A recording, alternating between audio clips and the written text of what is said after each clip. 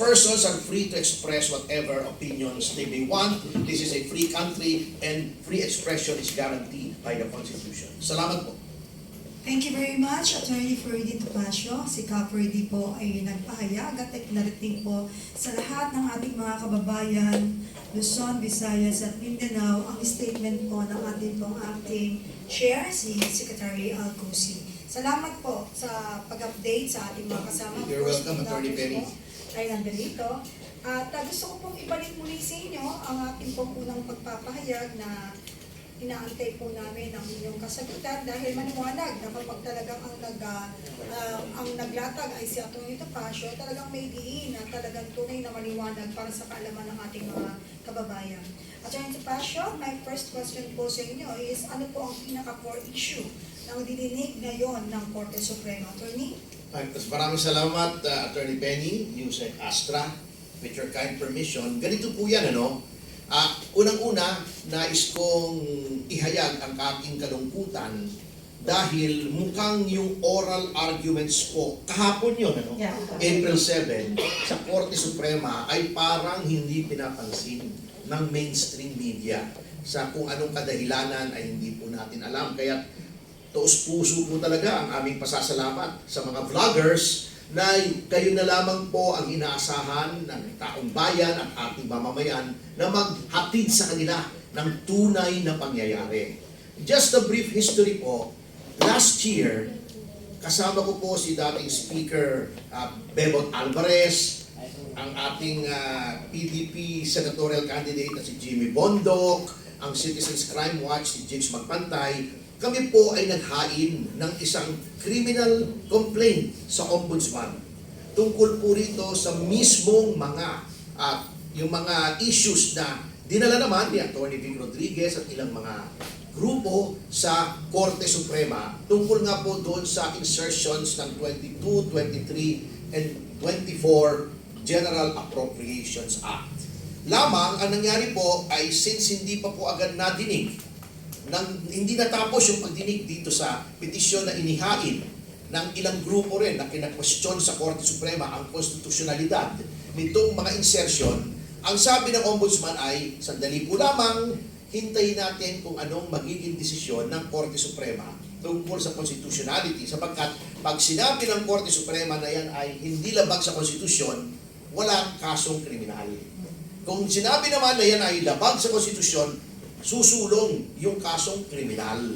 Kasi iba po yung usapin sa Korte Suprema, I have to clarify, ito po ay strictly legal yung issue, purely legal.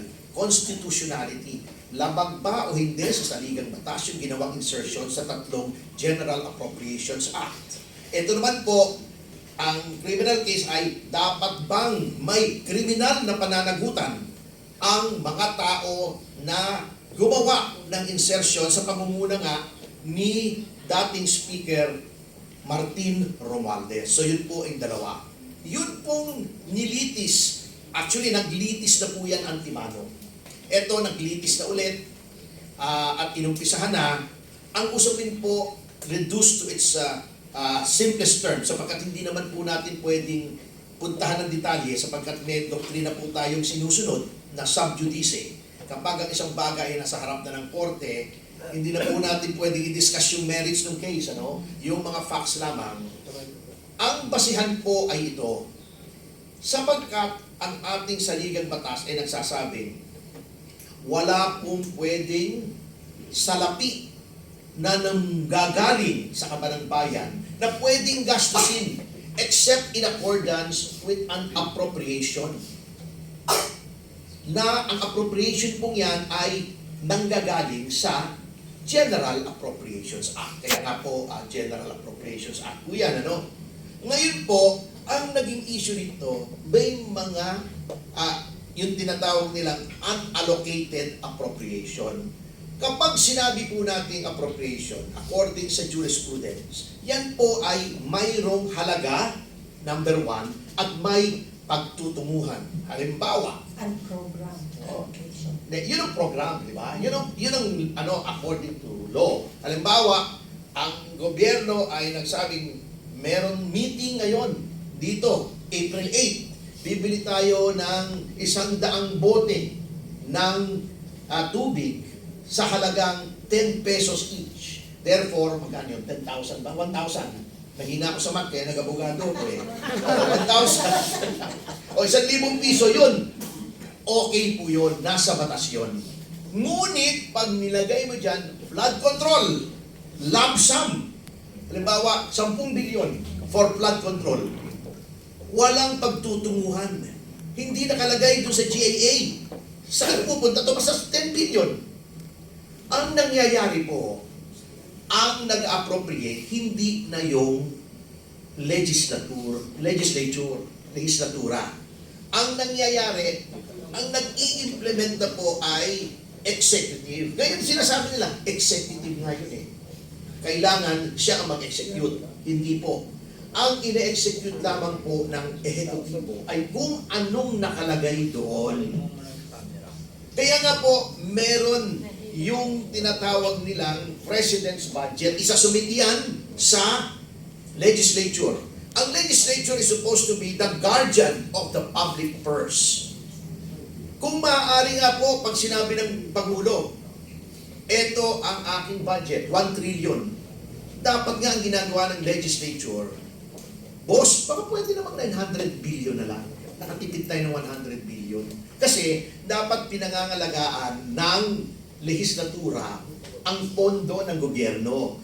Hindi naglulustay. Ito, baliktad. Number 1, sinabi ng ating Pangulo, ito ang aking budget. Di ba?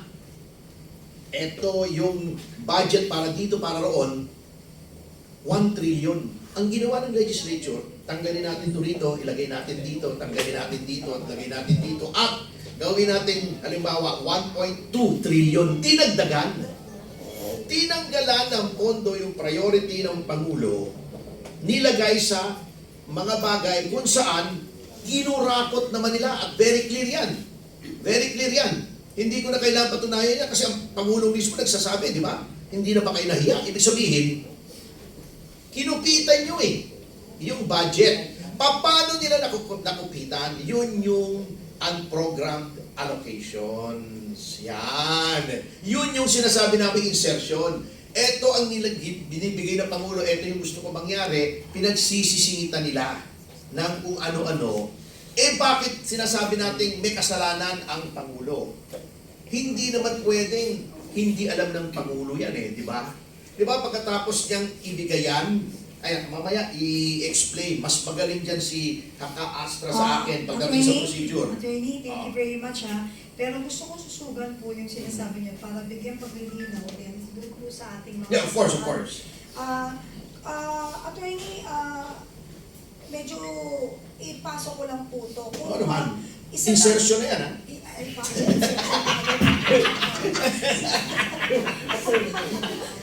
Attorney, kung isa lang po ba ang dapat maintindihan ng publiko ngayon? Ito mainit na usapin. No? Ako po ay magtatanong sa inyo, kung isa lang ang dapat nating tutukan at maintindihan ng sambayanang Pilipino o sabihin nating publiko, ano yun? Ito po ang kung isa lamang. Nagkasabuatan po. Nagkasabuatan ang legislatura at ang Pangulo upang maging posible ang pagnanakaw ng daan-daang bilyon kung hindi trilyon sa ating budget. Bakit ko sinabi yan? And I was getting to that, ano? Kung kasi po, hindi pwedeng alam ng Pangulo to. Di ba, ang yabang pa niya, sinabi niya, uy, binasa ko lahat yan, 4,000 pahina ba yun? Di ba? Ewan ko kung paano niya nabasa yun, ang haba noon, siguro hindi siya nakakatulog, ewan natin kung ba't hindi nakakatulog, ano? Anyway, binasa daw niya. So nakita niya na mali yung ginawa ng legislature. Nonetheless, he signed it into law. So, he cannot escape liability. Hindi niya pwedeng sabihin ngayon, hindi ko alam yan eh. Nabudol ako eh. Kalokohan po yun. Halatang halata po, kasi meron siyang budget secretary. Meron siyang mga department secretaries na tinitingnan kung yung mga request nila na ilagay sa budget ay natupad o hindi. Pero, hindi ba siya in-advise noon? Kung hindi ka in-advise noon, itanggalin mo na lahat yun. Incompetent lahat yun. Eh bakit hanggang ngayon, they are in the good graces of the President? Diba?